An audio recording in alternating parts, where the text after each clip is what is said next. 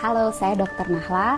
Lagi-lagi saya akan ngomongin tentang COVID-19 atau yang mungkin lebih dikenal sebagai virus corona. Mudah-mudahan belum pada bosan dan jangan sampai bosan dulu karena banyak sekali informasi sekarang yang beredar, belum tentu betul, masih banyak hoax-hoax yang harus dibasmi, dan bagi teman-teman yang bisa mendapatkan banyak informasi, semoga dapat juga meneruskan informasi ini karena apa yang kita lakukan harus kita mulai dari diri kita sendiri dan kita ajak teman-teman di sekitar kita untuk melakukan hal yang sama. Yang mau kita bahas dan mau saya tekankan sekali lagi adalah bahwa virus corona ini atau yang dinamakan virus SARS-CoV-2 ini adalah virus yang sangat baru. Apa dampak dari fakta bahwa ini adalah virus yang baru? Yang pertama, berarti kita belum tahu pasti sifat dari virus ini. Yang kedua, kita belum tahu pasti efek dan berapa lama efek yang akan disebabkan oleh virus ini. Yang ketiga, belum ada obat yang betul-betul efektif untuk melawan virus ini. Yang keempat, belum ada vaksin yang bisa mencegah seseorang untuk tidak terinfeksi virus ini. Jadi itu yang teman-teman harus selalu ingat.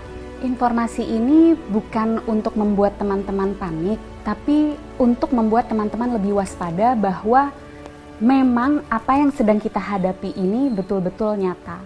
Dan bersama-sama kita bisa mencegah penularan virus ini lebih luas. Secara umum ketika virus masuk ke dalam tubuh kita, gejala yang ditimbulkan itu mirip-mirip. Demam, sakit kepala, lemah, letih, lesu, pegel-pegel, seperti itu. Bagaimana dengan virus yang masuk spesifik langsung ke infeksi saluran pernafasan? Ada pilek, hidung meler, hidung tersumbat, nyeri tenggorokan, batuk, sesak nafas, nyeri dada. Gimana dengan virus SARS-CoV-2 atau virus corona? Gejalanya sangat bervariasi. Jadi gejala-gejala yang tadi saya sebutkan itu bisa ada pada orang yang terinfeksi virus ini. Dan juga jumlah gejala yang timbul itu juga bervariasi. Apa sih yang menyebabkan gejala ini sangat bervariasi? Daya tahan tubuh masing-masing orang. Jadi kalau kita nih yang sebagai anak muda, sehat, nggak ada penyakit, daya tahan tubuhnya baik, kemungkinan gejala yang kita alami ketika kita terinfeksi virus ini sangat ringan atau bahkan sama sekali tidak ada gejalanya.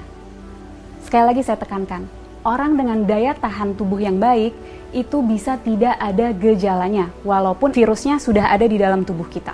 Dan orang dengan daya tahan tubuh yang baik, dia mampu menyembuhkan dirinya sendiri karena pada dasarnya virus itu memang self-limited disease. Jadi daya tahan tubuh kita sendiri bisa membasmi virus itu. Bagaimana dengan orang-orang dengan daya tahan tubuh rendah? Tentunya akan dapat mengalami gejala yang lebih berat, bisa sampai sesak nafas, bahkan bisa sampai menyebabkan kematian. Siapa saja sih orang-orang yang kita tahu daya tahan tubuhnya rendah? Yang pertama, orang tua yang usianya di atas 60 tahun. Yang kedua, orang-orang dengan penyakit penyerta. Penyakit penyerta itu apa? Jadi penyakit yang biasanya lagi-lagi ada di orang tua, seperti kencing manis, darah tinggi, sakit jantung, sakit ginjal, sakit paru, sakit liver, kanker, dan lain-lain. Nah, orang-orang inilah yang akan sangat menderita ketika dia terinfeksi oleh virus SARS-CoV-2 atau virus corona ini. Untuk kita yang daya tahan tubuhnya baik, ketika kita terinfeksi virus ini, kita bisa hanya dengan meningkatkan daya tahan tubuh kita, terus kita bisa melawan virus ini. Tapi bagaimana dengan orang-orang dengan daya tahan tubuh rendah? Itu yang harus kita pikirkan. Itu yang harus kita cegah supaya mereka tidak tertular virus ini. Jadi, apa yang bisa kita lakukan untuk membantu mereka-mereka yang daya tahan tubuhnya rendah? Dengan cara jaga jarak, hindari keramaian, dan di rumah aja. Kenapa? Karena virus ini yang paling kita takutkan dan sudah kita tahu dari virus ini adalah penyebarannya yang sangat amat cepat dan lebih mudah dan lebih cepat di tempat-tempat keramaian. Tapi lagi-lagi jangan panik.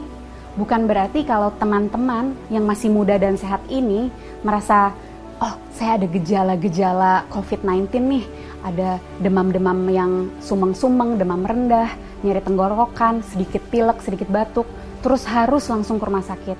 Bukan itu maksud saya. Bukan berarti Kalau teman-teman ada gejala itu, harus segera ke rumah sakit. Apa yang harus kita lakukan? Ketika mengalami gejala itu, lagi-lagi di rumah aja, tingkatin daya tahan tubuh dari rumah. Dengan cara apa? Istirahat yang cukup, tidur malam yang cukup, 7-9 jam, makan makanan bergizi, minum air yang banyak, kalau bisa lakukan olahraga atau aktivitas ringan di rumah. Kenapa untuk kita yang muda dan sehat ketika mengalami gejala-gejala penyakit COVID-19 lebih baik di rumah aja dan nggak perlu ke rumah sakit? Karena kita mau memastikan bahwa rumah sakit itu tetap tersedia untuk mereka yang betul-betul membutuhkan. Orang tua, orang dengan daya tahan tubuh yang rendah, dan orang-orang muda yang mengalami gejala berat seperti sesak nafas. Mereka itulah yang harus segera ke rumah sakit. Jadi kita pastikan rumah sakit memang untuk mereka yang membutuhkan. Kalau kita bisa di rumah aja. Bagaimana dengan kita yang tidak ada gejala? Sebaiknya tetap jaga jarak, hindari keramaian, dan di rumah aja. Kenapa? Karena seperti yang tadi sudah sempat saya jelaskan, orang dengan daya tahan tubuh baik bisa jadi tidak menimbulkan gejala apapun. Jadi kalau dari luar dia terlihat sehat, belum tentu tidak ada virus itu di dalam tubuhnya.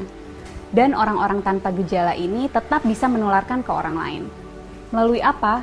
Misalnya, kita lagi ngobrol-ngobrol sambil makan, dia tersedak, batuk, virusnya banyak di situ. Atau lagi di mobil bareng, AC-nya kenceng banget, kedinginan, dia bersin, virusnya ada di situ. Penting untuk kita jaga jarak 1 meter untuk memastikan droplet yang keluar melalui batuk ataupun bersin tidak terkena pada kita. Penting sekali untuk kita untuk selalu cuci tangan dengan cara yang benar dan sering-sering untuk memastikan jika secara tidak sengaja kita menyentuh droplet itu, kita bisa membersihkannya. Dan yang juga penting, jangan menyentuh wajah dengan tangan kita yang belum bersih. Kenapa? Karena virus akan lebih cepat menyebar, lebih cepat masuk melalui mukosa mata, hidung, dan mulut. Penting untuk kita menghindari keramaian untuk memutus rantai penularan ini. Penting untuk kita di rumah aja supaya kita bisa terus meningkatkan daya tahan tubuh kita untuk dapat melawan virus ini. Bagaimana untuk kita yang tidak bisa di rumah aja, terpaksa harus bekerja di luar atau harus pergi keluar, tetap usahakan untuk menjaga jarak.